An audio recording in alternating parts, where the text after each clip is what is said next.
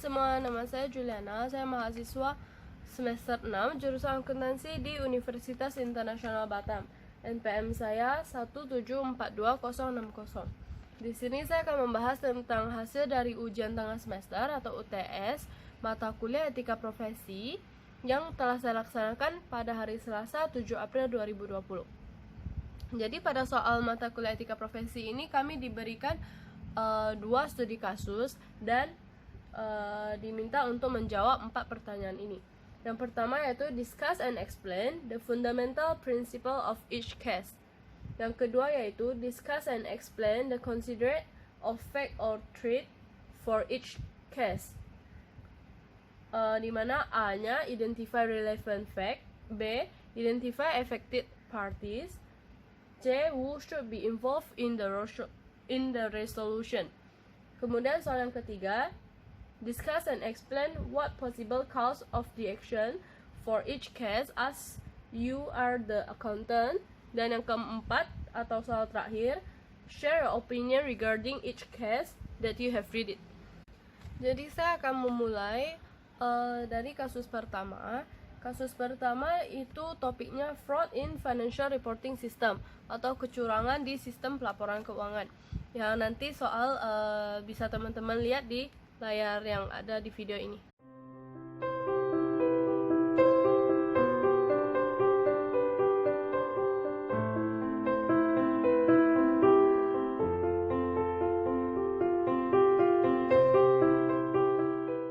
Kasus pertama. Pada kasus pertama ini, Russ sebagai penanggung jawab perusahaan atau company president berusaha untuk menyembunyikan kondisi perusahaan kepada bank demi untuk kepentingan pribadinya. Dia mencoba untuk menunda hingga selama mungkin atau mungkin sampai orang yang datang untuk pengecekan. Hal ini menurut saya telah melanggar prinsip dasar yang seharusnya untuk dianut. Yang pertama itu tanggung jawab profesi, di mana dia sebagai seorang president of company, dia harusnya bertanggung jawab atas perusahaannya. Bukan melainkan dia melakukan sesuatu demi untuk kepentingan pribadi. Yang kedua yaitu perilaku profesional, di mana ia juga harus berperilaku sebagai seorang profesional terhadap profesinya sendiri demi untuk menjaga nama baik perusahaannya juga. Yang ketiga yaitu standar teknis dan standar profesional, di mana Russ tidak mengikuti standar yang ada dan malah mencoba untuk menunda dan menyembunyikan apa yang seharusnya ia lakukan. Yang keempat yaitu prinsip kerahasiaan. Rick, seorang controller, ia mencoba untuk memberikan hint atau tanda kepada pihak bank berkaitan dengan status perusahaan yang sekarang semakin membaik, tetapi hal itu yang dicoba untuk disembunyikan oleh Russ. Walaupun apa yang dilakukan Russ itu sebuah kesalahan, dan Rick sebagai controller itu berusaha untuk mengkasih hint itu sebenarnya adalah sebuah tindakan yang benar, karena dia mencoba untuk meluruskan apa yang salah, apa yang memberikan hint bahwa telah terjadi kecurangan. Tetapi tetap saja ini adalah rahasia sebuah perusahaan. Walaupun hal ini adalah hal benar, tetapi ya perusahaan itu telah melakukan kecurangan. Jadi tetap saja Rick tidak boleh membocorkan rahasia perusahaan tersebut, walaupun itu sebenarnya adalah tindakan yang benar. Selanjutnya soal kedua yaitu relevant fact, di mana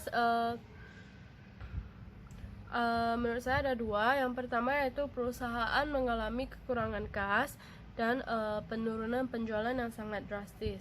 Kemudian yang kedua yaitu Russ sebagai penanggung jawab mencoba untuk untuk informasikan tentang kondisi perusahaan yang semakin baik kepada pihak bank demi untuk kepentingan pribadinya. Untuk soal 2B, pihak yang terkait yaitu Rick sebagai controller, kemudian Russ sebagai president of the company, yang ketiga Monica, pihak bank yang bertanggung jawab untuk pinjaman yang diajukan perusahaan tersebut, dan keempat yaitu pemegang saham. Untuk 2C yaitu Russ sebagai president of the company dan stakeholder atau pemegang saham. Untuk soal ketiga, Menurut saya hal ini bisa terjadi dikarenakan self interest, di mana demi untuk kepentingan pribadi sang president of the company, ia mencoba untuk merahasiakan kondisi keuangan perusahaan yang sebenarnya semakin membaik demi untuk dia sendiri. Dan juga advocacy, di mana Rick tidak berani secara terang-terangan untuk memberitahukan kepada pihak bank karena ia takut akan kehilangan posisi kerjanya, dan dia malah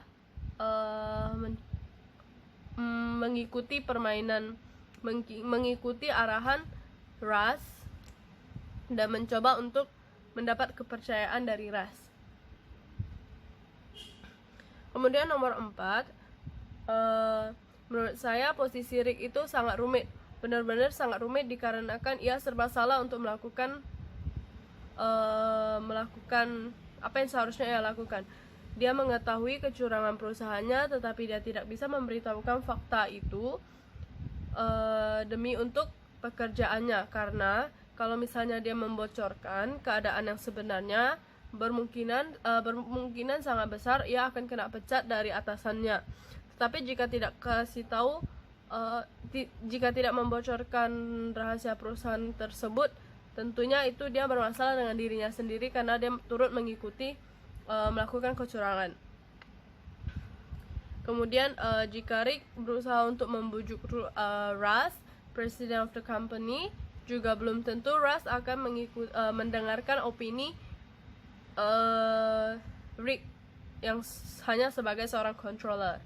Kemudian Rick bisa saja memberitahu kepada auditor mengenai kecurangan ini, tetapi dengan risiko Rick harus kehilangan pekerjaannya. Kemudian selanjutnya ada case kedua. Case kedua ini topiknya adalah revaluasi aset, yang soalnya bisa teman-teman lihat nanti di layar ini.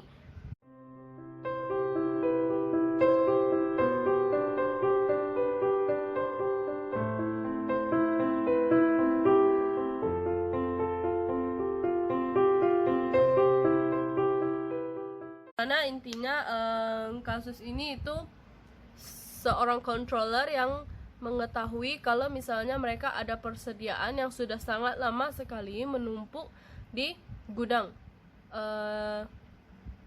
dengan keadaan barangnya tersebut sudah kusam, bahkan sudah berkarat, dan bagian penjualan pun merasakan kalau misalnya barang-barang tersebut sangat sulit untuk dijual. Jadi pada case ini, di pertanyaan pertama, menurut saya Penny telah melakukan apa yang seharusnya menjadi tanggung jawab profesinya. Setelah ia mengetahui problem dari perusahaan tersebut, ia telah mencoba untuk menanyakan kepada atasan, yaitu Art, bagaimana solusi yang terbaik untuk permasalahan tersebut. Kemudian yang kedua yaitu prinsip standar teknis, di mana Art sebagai company president, ia tidak mengikuti standar yang seharusnya dijalankan, dikarenakan ia tidak mau melakukan evaluasi aset dikarenakan menurutnya kondisi ekonomi sedang sangat buruk sekali, sehingga tidak cocok untuk melakukan evaluasi karena hanya akan memperburuk keadaan. Dan ia membebankan semua stok tersebut kepada bagian penjualan untuk dapat menjualnya. Kemudian selanjutnya soal kedua 2A, yaitu relevant fact, di mana yang pertama, menurut saya perusahaan kurang memahami kondisi pasar, sehingga perusahaan membeli persediaan yang susah untuk dijual kembali, sehingga menyebabkan menumpuknya persediaan di bagian gudang. Kemudian yang kedua, persediaan dinilai terlalu tinggi atau overvalue, sehingga menambah kesulitan untuk menjualnya karena harga modal yang sangat tinggi. Yang ketiga, relevant fact-nya itu Penny mencoba untuk mencari cara penyelesaian atau mencari solusi. Yang keempat, Art Art Company President tidak mau revaluasi nilai persediaan dan membebankan kepada pihak penjualan dan mencoba untuk menyembunyikan hal tersebut kepada auditor. Bahkan ia meminta Penny sebagai controller untuk kerjasama dengannya untuk menyembunyikan hal tersebut kepada auditor. Kemudian selanjutnya soal 2B yang pihak yang terkait itu adalah Penny sebagai controller, Ron sebagai penanggung jawab persediaan, Rhonda sebagai manajer penjualan, Art sebagai company manager, kemudian pemegang saham dan auditor. Dan 2C itu pemegang saham dan Art sebagai company president. Kemudian yang ketiga, menurut saya hal ini bisa saja terjadi karena self-review. Menurut pandangan pribadi, Art seorang company president, dia tidak mau revaluasi dikarenakan ekonomi yang buruk.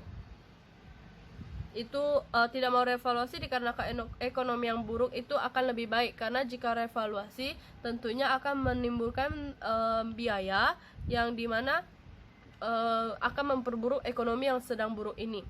Dan menurut dia, barang-barang tersebut masih bisa dijual. Menurut pandangannya, barang-barang tersebut bisa dijual, padahal faktanya menurut bagian penjualan, barang tersebut sangat susah untuk dijual. Kemudian yang soal keempat, menurut saya Art bisa saja menaikkan komisi penjualan untuk bagian penjualan demi lebih mendukung semangat mereka untuk penjualan. Karena seperti yang kita ketahui dari soal, bahwa Art hanya menambah 2% komisi untuk barang-barang tersebut jika terjual.